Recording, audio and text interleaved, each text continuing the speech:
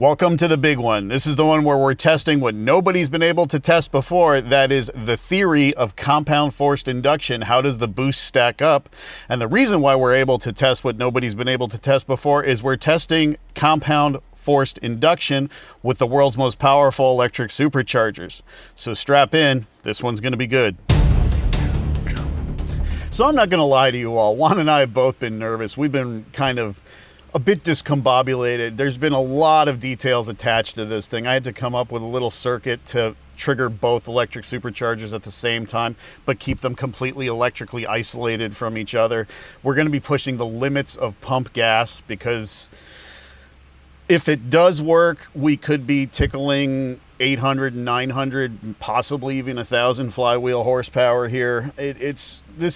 The adrenaline's flowing pretty hardcore right now. And also, I wanted to launch our YouTube channel's members only page, and I wanted to offer something for you guys. We're gonna give you guys access to all the dyno graphs and data logs and everything. So please definitely consider, helping us pay for this stuff and supporting the channel by checking that out. But I did want to mention that now, and I might mention that later in the video. Let me give you a breakdown of exactly what's going to happen. First, we're gonna get a naturally aspirated baseline. Then we're going to get a horsepower and boost baseline from the P2 electric supercharger by itself, followed by a sledgehammer boost and horsepower baseline by itself. Then we're going to blow the discharge of the P2 supercharger into the inlet of the sledgehammer supercharger and measure not only total boost and horsepower, but we'll also see what kind of boost we see between the P2 supercharger's discharge and the sledgehammer's inlet. Finally, we'll go through all this data and see if the theory of compound boost holds true, how much power we actually make, and find out if anything blows up. And now, without further ado, let's make a baseline pull.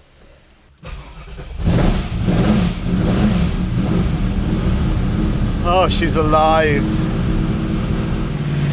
All right, Juan, you ready? And now.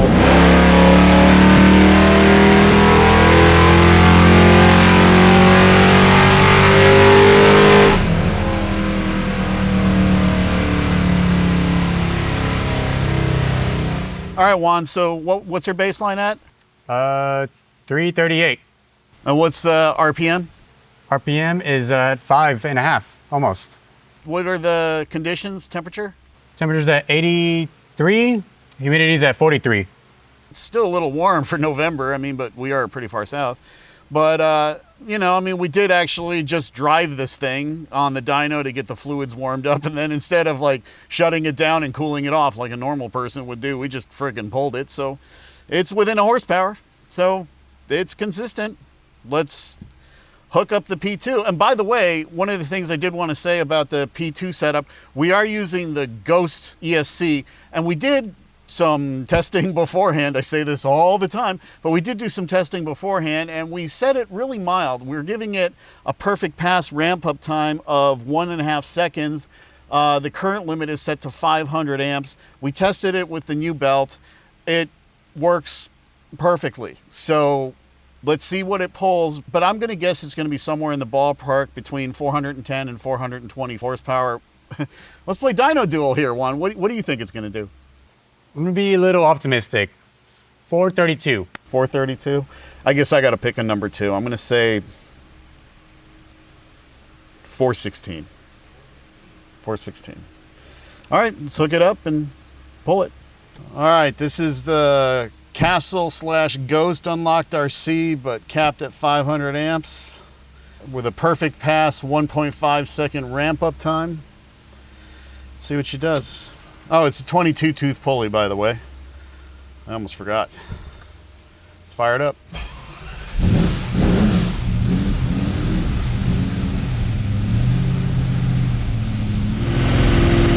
And now.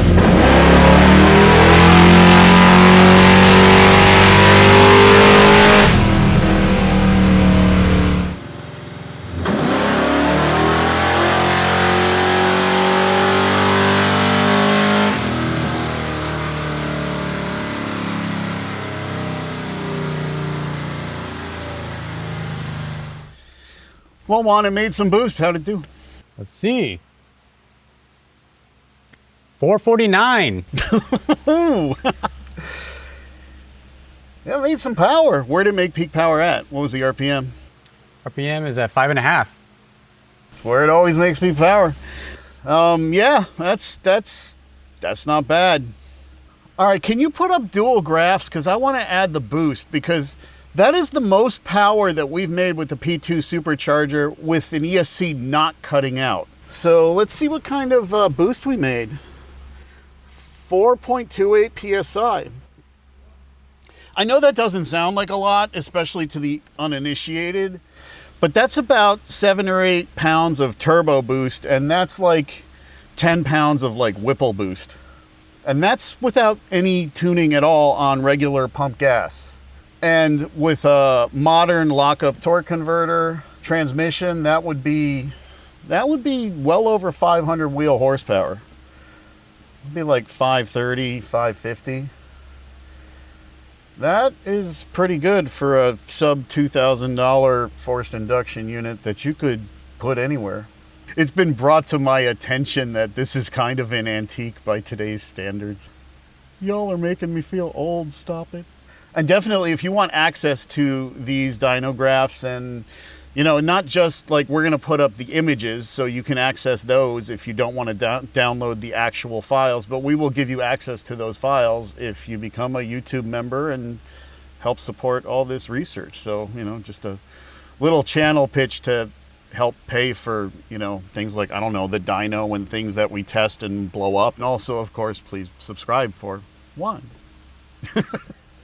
All right, anyway, yeah, I'm just stalling for the obvious because, you know, waking up the sledgehammer is a process.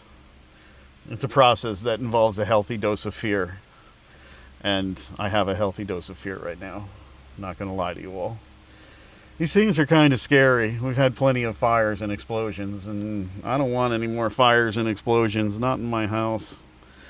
But I guess it's time to do it. Quit stalling. Don't make me say it. Don't make me say it. What time is it?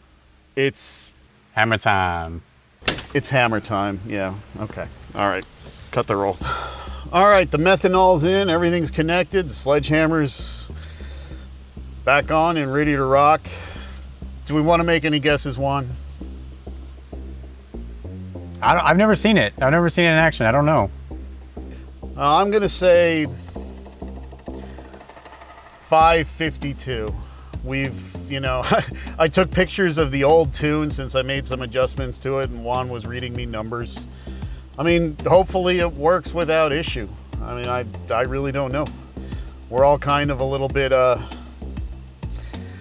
edgy, but, you know, we can show the good people the impeller. We can punch up that camera. It's dramatic. It's evil. Well, I guess there's no time like the present, right? Let's do it.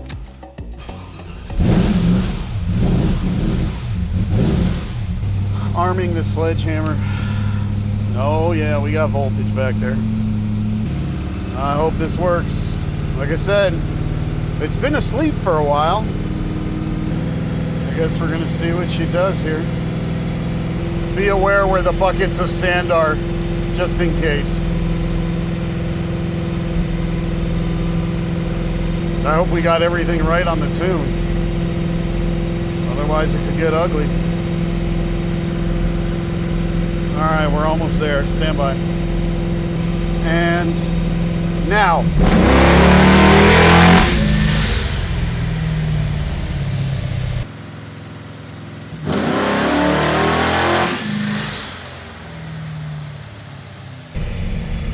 Well, I can tell you what that was. That was a lean spike.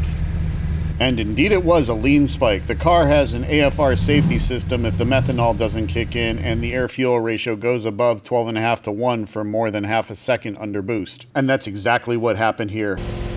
We decided to pull it again to give it another shot and see if the methanol system would prime itself, and same exact thing happened. Stand by. Hopefully it works this time. I hope so. And now. Nope.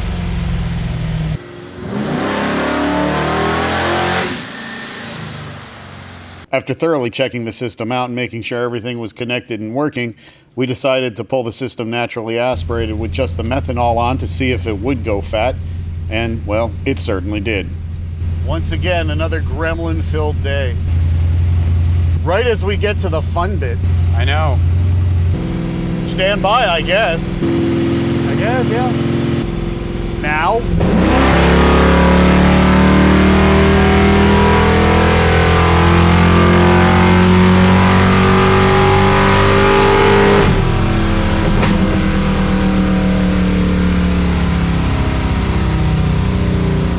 She fat, and I can smell it. Oh, my transmission temperature is already at 225 degrees. God, I torture this car too much.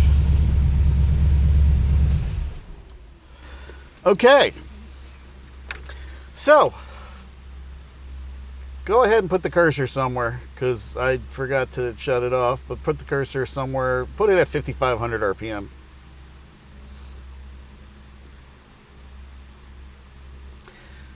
Yeah, see how it's at 10.7 to 1 naturally aspirated? The meth works. We may have gone too lean on the fuel map. That may be part of the problem. The meth is working. All right, so we're not tuning, obviously. I just copied the tune. My eyes are watering from that last pull. It was like in the 10s. So clearly the meth was injecting, but for some reason, it was just not enough fuel for the sledgehammer. Who knows? I don't know. But we're gonna try to make a sledgehammer pull now, I guess. Juan, I don't know. It's getting kind of late. Temperature's cooling off. It's now 84 degrees. I don't know. Let's release the dyno brake. Let's start the car. And it won't start. Let's start the car.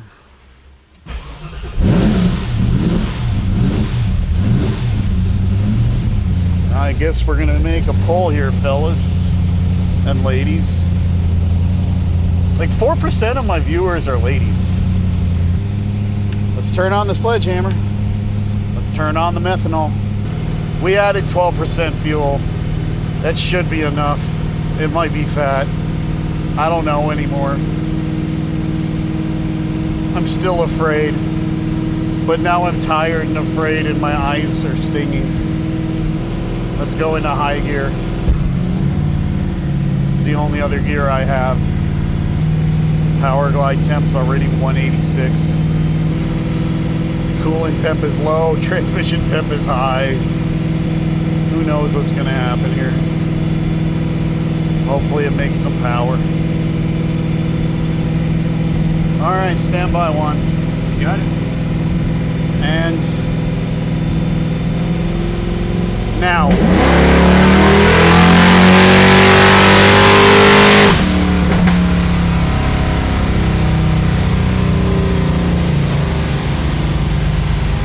Well, that time it made some power. It was awfully quick. Leaking. What's leaking? Oh, that's probably just methanol.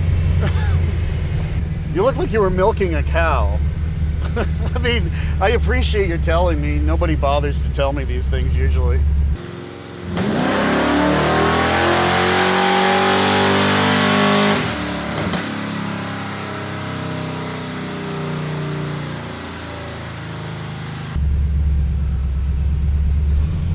Let me try to stop this thing. Show me camera 2, because I don't have any rear brakes. Let's use the emergency brake. This is an antique after all. We got to use a calendar to stop it. All right. Well, that time it did something. Oh boy. Yeah, it's down on power. 523. 488 foot-pounds of torque. Well, it's because it's massively fat now.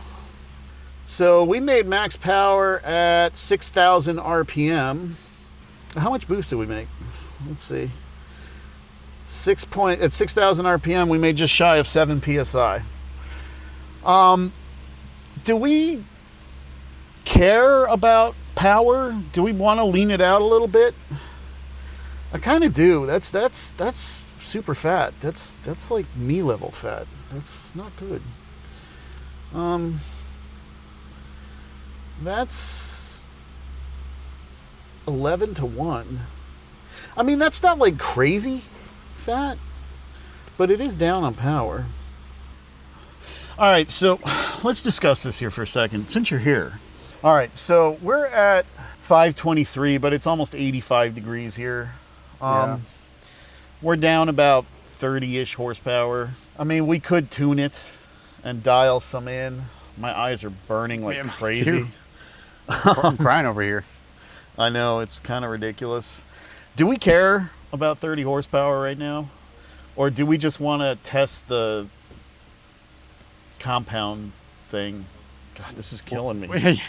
Will it run well enough to hold up? Oh, yeah. I mean, look, it's going to be probably fat or lean when we add the extra boost. We're almost at 7 PSI. We did over, 4 something, so... Oh, with that 12%, you're going to be shoving more air into it, so it might level itself out? Well, but we don't know. We don't know what the, I mean, looking at the fuel tables before, we know that, at 160, kPa is like where the fuel table tops out anyway, so who knows what's going to happen. It's probably going to lean out a little bit anyway. Yeah. But what we're really interested in testing, God, this is killing me. what we're really interested in testing is how the boost stacks up. I don't know if I care over 30 horsepower right now. I want to know what the compound does. Yeah. Oh. Like, I mean, one day we will dial this thing in, but I mean, this thing is not, it would need a full roll cage to run in the 9s anyway, which it's already done. I mean, I just shut off the markers. I don't want to torture my battery. And I'm crying. I know. We got the fans going and the windows open, and it's killing me. I think we just hook it up, and I just want to know what the boost levels are. Yeah. All right, so we've set up this entire contraption, the P2 supercharger in all its glory here. Is blowing through all my T-bolt clamps and hose clamps and aluminum tubing that Juan learned to polish, and Dyno Max exhaust tubing into the sledgehammer, and it's all here and it's all doing stuff, and we're gonna see what happens. I don't know. You don't know. Nobody knows. We're gonna find out. We're almost there, so stand by. And now.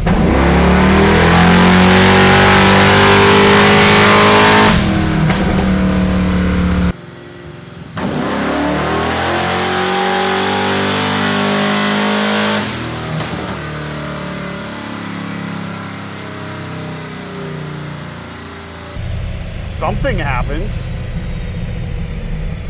I just don't know what. Show me. We picked up a little boost. We're fat. We're way fat. We're like fatter than we were before. We're in the 10s, man. We made way more torque. Change that AFR over to AFR on the left-hand side. Change that to the other sensor. That's you said it was on 3, right? Yes. That's 1 and 2. Did you set it up? Tell me you set it up. No. Oh, Juan! We have to do it again, man. Yeah, that's Juan's mistake. All right, but we are super fat, so that does give us an opportunity to tune it, actually, to make some more power. And that's what I thought about, is, a baseline. Well, we're going to make some more power then, because look at how fat that is. That's super fat. Okay, yeah, we're going to pull some fuel out of it. All right, so I took 6% fuel out of it, so hopefully it's not quite so pig rich. We set up analog 3 inputs, so we do get a pressure reading out of it. I guess we're going to pull it again. Let's do it. It's getting a bit late. Temperature's back up to 82 because, the car heats things up in here.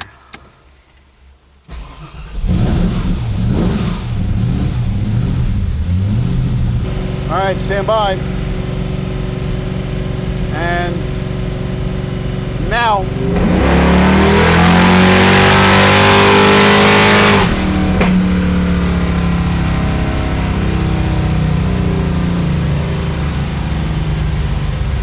I'm not gonna lie, that one sounded pretty good. Felt pretty good. And the results are 546, 498. Where's our AFR at? I think just click somewhere in there. It's still a bit rich. Still rich. We could still lose more fuel. But yeah, pull up analog 3 on that AFR side. Yeah, let's see what P2's doing.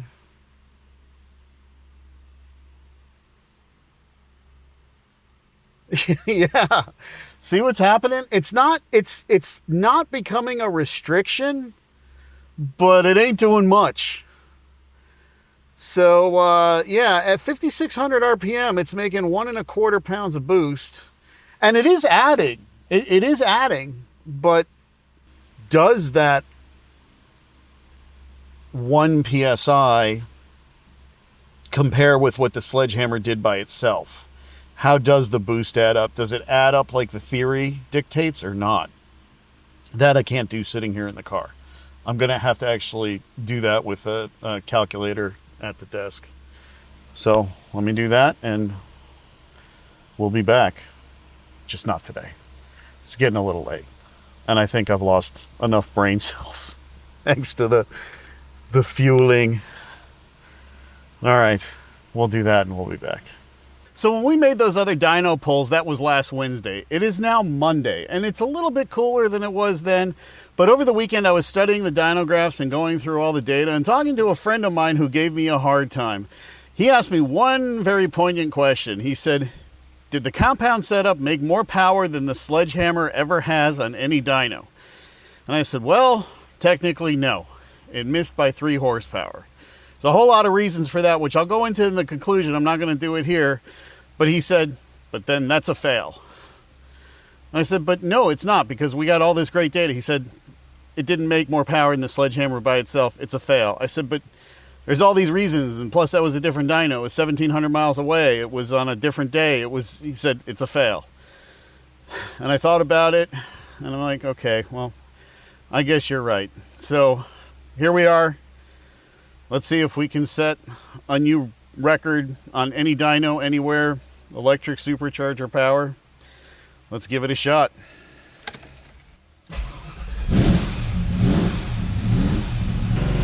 All right, stand by.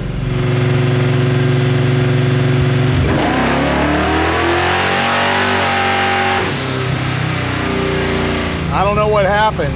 Something stopped. All right, let's see. I mean, it felt like it lost power right around 6,000. 534.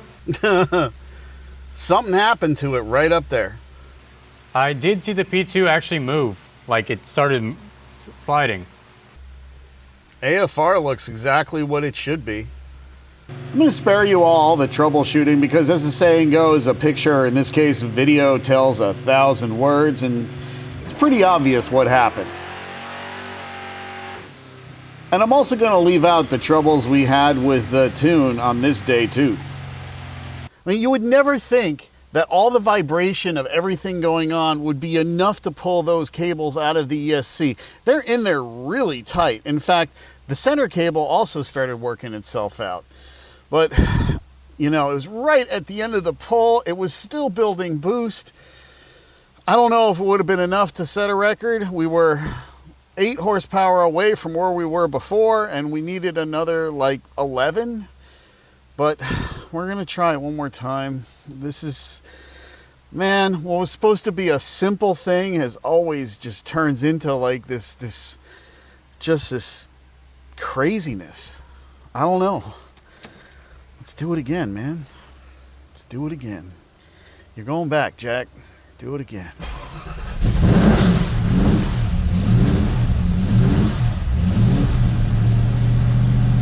Let's get things rolling. While that's happening, I'm going to arm the Sledgehammer once again, and the meth once again, It's not impossible. I used to bullseye womp rats back home. Is that what he said? Womp rats? I saw that movie like 5 times in the theater. Tales of How Old Alex Is. Let's get this thing up to speed. I have used up almost another entire tank of gas on the dyno. Burning through 93 octane, one pull at a time. No drama, just power. That's all I ask. All right, Juan, stand by. Now. What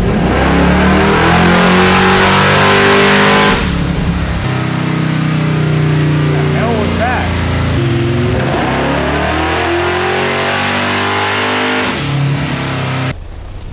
And what that was the alternator belt exiting screen right that we're going to discuss during the conclusion, because that was a really high rate of acceleration. Tell me this was a good one. Show me the graph. I don't know if my nerves can take much more of this. 551. We did it, baby. That's it. We're done. I'm not doing any more. Now we can say we set a record by a whopping 2 horsepower. But we did. I'm sure if we messed with it some more and dialed things in even a little bit more, we could have, we probably could sneak up to 560. But you know what? The number is there. The number's the number. We got it. But it's not a fail anymore, Mike. All right, so it took us 14 dyno pulls to get the data we want, but here we are. So I'm in front of my computer. Behind me is my electronics workbench. And if somebody's got a clean desk or workbench, don't trust them. They don't actually do any work. But whatever, let's jump right into this. We got a lot of stuff to get through. So we're going to do this in 3 parts. The first thing we're going to do is we're going to actually look at the power we made. It's going to allow us to set up everything to look at how the actual compound boost adds up, so we can actually test that theory and prove or disprove it. And then there's going to be something else that cropped up that's going to be a new thing that, I have a theory about, and you probably do too. So I'm going to want to hear your input. But let's first take a look at the power that we actually potentially made and the slip that we actually saw. So let's take a look at first our naturally aspirated dyno pull. And it just simply looks like this, like every other naturally aspirated dyno pull that we made. It's all pretty consistent. It's within, it's within a horsepower, and no real surprises to be had there. Our peak power was just under 5,500 RPM, as pretty much always. And then when you add the P2 electric supercharger by itself, well, it sure kicked in and sure made us more peak power, but also right around 5,500 RPM. Again, no real surprises. And then the sledgehammer by itself, once we got the meth sorted anyway, that you start seeing something a little different happen. So that kind of flatlines and then picks up, but the peak power was all the way at 6,000 RPM. So something funky is going on there. And then when you look at the first compound pull, well, the peak power is still kind of moved up much closer to 6,000 than to 5,500. In fact, it's at 5,920 RPM. And when you look at our big hurrah pull, well, also 5,850 RPM, also way over here. So what's going on? Well, simply put, you've heard me say a million times, the converter, power glide, blah, blah, blah, we're losing a lot of power. And you also heard me say, well, my transmission temp's already, 200 whatever degrees. All of those things are relevant, and it's not just me whining about stuff and, we'd make a lot more power and all that. Well, while that is true, there is another reason why I keep saying that. And I keep saying that because it has a direct bearing on our data, and it's going to change the way we actually look at the data when we test the theory of compound boost.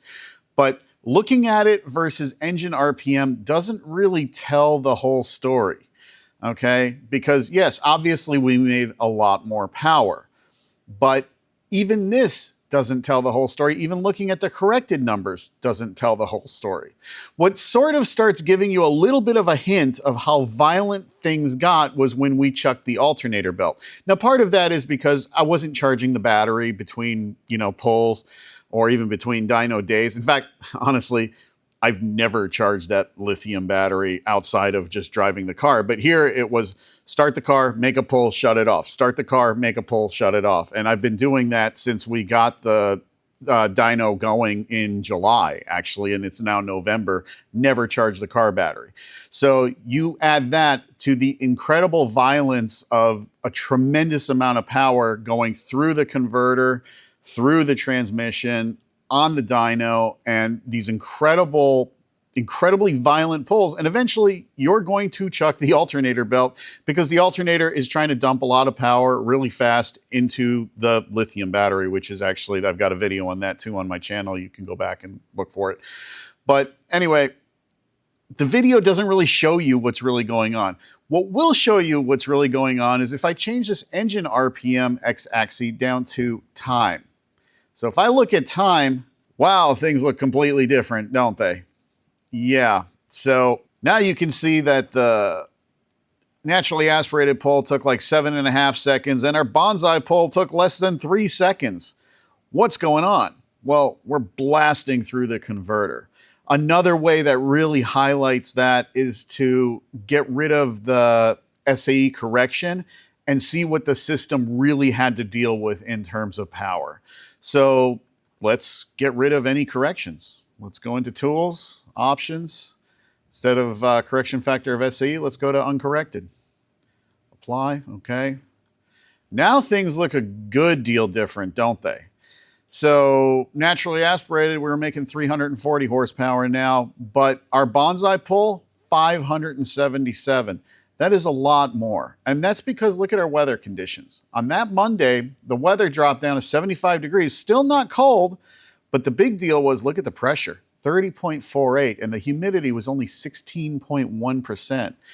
So SAE correction, like it considers a standard day to be like 77 degrees. Now I'm doing this off the top of my head, so forgive me if I'm a little bit off, but I believe it's like 77 degrees. I know it's 0% humidity, but the pressure is like 29 point something.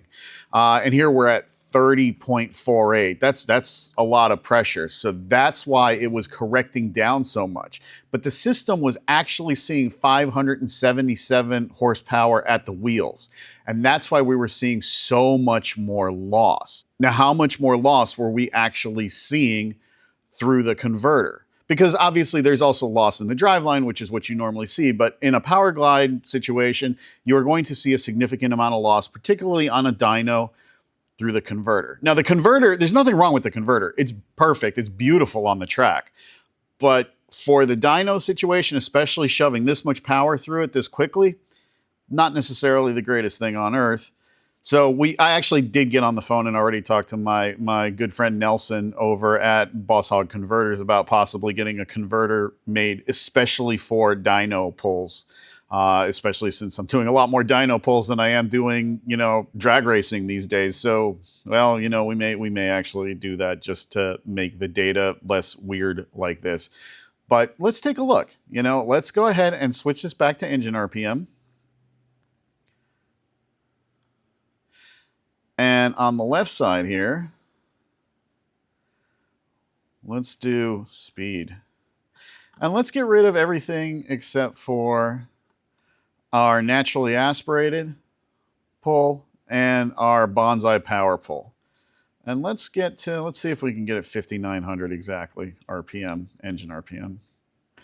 There we go, 5,900 engine RPM. So naturally aspirated, we were going 134.34 miles an hour. And with our bonsai pull, we were only going 108.68 miles an hour. So where's the rest of that going? Well, it's going straight into slip, straight into heat, right into the fluid.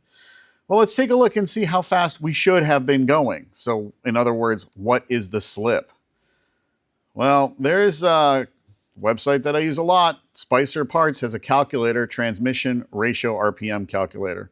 So you put in the ring and pinion ratio. I've used it so much it's already here, 3.08. We know our tire height, they're 275/40/17 street tires, so 25.7 inches. Engine RPM, 5,900. I already put this stuff in, I've already looked at this. The transmission gear ratio is 1:1 high gear in a power glide. And we should have been going, if there was no converter slip, we should have been going 146.52 miles an hour. 146.52 is our magic number. So let's put those numbers in our handy dandy calculators. So let's see. So we were going 134.34 naturally aspirated. We divide that by 146.52, which is what we should have been going. And that gives us a slip of roughly 8.3% naturally aspirated. That's not terrible. I can live with that. But let's see what we were doing here with, our bonsai pull, where we saw 577 horsepower at the wheels, uncorrected, of course. But that's what the system had to deal with. 108.68 divided by 146.52. Wow, now this is a whole nother beast. So we're saying basically 26% slip. 26% slip. That is going straight into heat, straight into the transmission fluid, because that's slip in the converter. Now, let's try to figure out about how much we were making at the flywheel. Let's just get a ballpark. At the beginning of the video, I said we might see as much as 800, 900, maybe even 1,000 flywheel horsepower. And then this is on pump gas, so we got to be pushing the limits for pump gas. Let's get a feel for what we were doing. So 26% slip just in the converter alone. Well, the rest of the system, if you have a stick shift, a commonly accepted number is 15%, and that works out to be fairly accurate, give or take a few percent. A good lockup converter, automatic, modern automatic might see 20, maybe 24%, somewhere in there. But that's the whole system. Let's be really, really optimistic and say that the rest of the transmission and the rear end and all that, let's say it's only 12%, right? But we have 26% here on top of that. So 12% plus the 26% is 38%, which means only 62% of our power is actually making it to the wheels. And we actually saw 577, and that's only 62%. So let's see. So if we were making 900 flywheel horsepower, right, times 0.62, no, we were making more than that. Let's try 920 times 0.62 for 62%. 570, no, more than that. 930 times 0.62.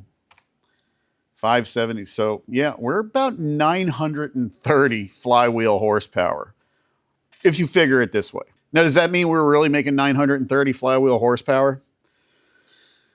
I have to say, I think that's a little optimistic, but I also happen to think that that's in the ballpark. I mean, the video doesn't really translate how violent the pulls were, short of, seeing the alternator belt go flying across the room, or I could also show you the rubber dust from the tires that accumulated on the rear window, and it actually covers everything in the studio over there.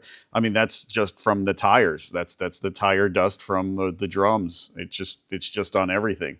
It is violent out there. We are at the limit of pump gas. I know we're spraying methanol, but there's no charge cooling going on. This thing is a beast. These electric superchargers are no joke. These are not toys. So how is this important to figuring out how the compound boost adds up? Well, it means that the x-axis on our dyno graph really can't be engine RPM. It has to be time. And it has to be time for this reason, and also because our electric superchargers have a ramp-up time, and they're both about 1.5 seconds. So we have to take that into account when we're looking at our boost. So let's put up double graphs now.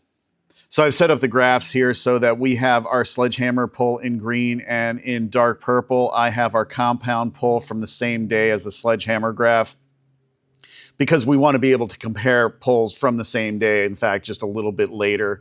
And on the bottom graph, we have our boost levels. The green line is the sledgehammer. Again, that's in the intake manifold. And the upper dark purple line is the compound P2 blowing into the sledgehammer. That is in the manifold. And this slightly lighter, but it probably looks the same, purple line that's lower is actually between the P2 and the sledgehammer.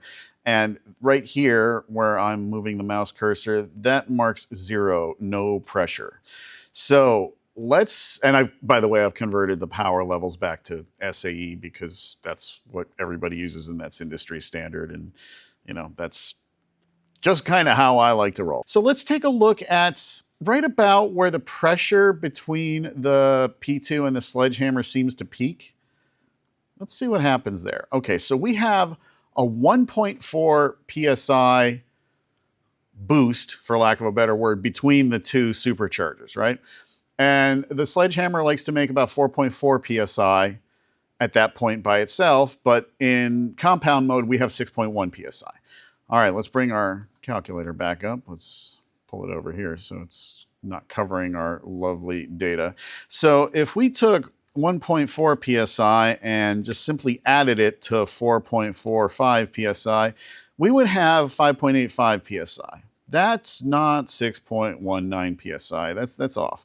I mean, these numbers are all going to be a little bit off, but let's see which one is kind of closer, right? Because the sledgehammer number is from a different poll, but it is dead nuts consistent. I mean, we know these things are pretty consistent, but let's see which one is the happier camper. So let's subtract 6.19 and see how far off we are. So we're 0.34 PSI off. Okay, now let's apply the theory, which I laid out in great detail in another video. You can go take a look at that. I'll probably put a link in the description below for that video. But let's apply the theory of how compound boost is supposed to add up and see if that brings us any closer than 0.34 PSI. This 4.45 PSI that the sledgehammer makes, we need to convert that into a pressure ratio, first of all, okay? So if we take 4.45, divide that by atmospheric, which is 14.7 PSI, 0.3, but specifically if you add atmospheric to that, you have to add 1. So it's a 1.302. Now, that is the pressure ratio. Now, if it was atmospheric, it would be 14.7 PSI that it's multiplying times 1.3027 by, right? But it's not. What's going in is no longer 14.7 PSI. It's 14.7 plus 1.4. So that is 16.1 PSI, right? You take 1.3027 whatever times 16.1. And then, of course, you have to subtract actual atmospheric, which is 14.7. And that gives us 6.27 PSI. Well, that's very close to 6.19, isn't it? I think that is. Minus 6.19. There you go. In fact, now we're only 0.08 PSI away. It's looking pretty good for the theory right now, I'd say. Let's pick another point. Let's go here. Okay, this one's going to be pretty easy because of the 1.3 PSI. All right, but let's take a look. So we have 3.89, which is what the sledgehammer's making. Divide that by 14.7 for atmospheric. That's 0.26 whatever. Add 1. That's our pressure ratio, 1.2646, blah, blah, blah, blah. And then we've got 1.3 added to atmospheric going into it. Atmospheric, of course, being 14.7 PSI. So that's 15.7 plus 0.3. So that's exactly 16 PSI. So take that number times 16 and subtract actual atmospheric of 14.7, 5.53, and we're seeing 5.41. So let's subtract 5.41. So this time we're a little further off, but we're still darn close. We're only 0.12 PSI off. Now, if we had just simply added these two together, again, 0.12 PSI off, but if we had simply added these two together of 1.3 plus 3.89, we would be much further off, minus 5.41. Yeah, we're about twice as far off. Now, we could keep doing this, and if you want to download these graphs, and in fact, if you want to download these actual data files, all you got to do is become a, channel member here on YouTube or join our Patreon and you'll have access to all this stuff. But I would say that we have proved the theory in spades. But there is one point where it does get a little bit strange, and that strangeness just continues out. Take a look at this, right? See this gap here? And this is the 0 PSI between the two superchargers line. It pretty much hangs out there. But the boost difference stays the same. And there's a power difference that more or less kind of stays the same, right? And it's not insignificant here. We're talking, 28 horsepower, 27, 28 horsepower. It's a good amount. And the boost is like 3/4 of a PSI all the way across, even though this is like 1/4 of a PSI negative between the two. Why is this happening? Now, I have a theory why this is happening. Maybe you might have a theory, and I'd love to hear what it is down in the comments below. But my theory is that centrifugal compressors like turbochargers or like centrifugal superchargers are actually compressors. They compress in the volute. It's a small amount, it's a small pressure ratio, but they actually do some compression. And I think maybe that compression that's going on is helping the sledgehammer to be a little bit more efficient, and perhaps it's moving the compressor map effectively to the right. This is just a theory. I'm just kind of making an educated guess, but maybe that's what's going on. I don't know exactly, but again, I'd love to hear what you guys are saying, but I would say this was a wild success. And thanks for watching. And here's not a moment of Roger, but it's a moment of Simon.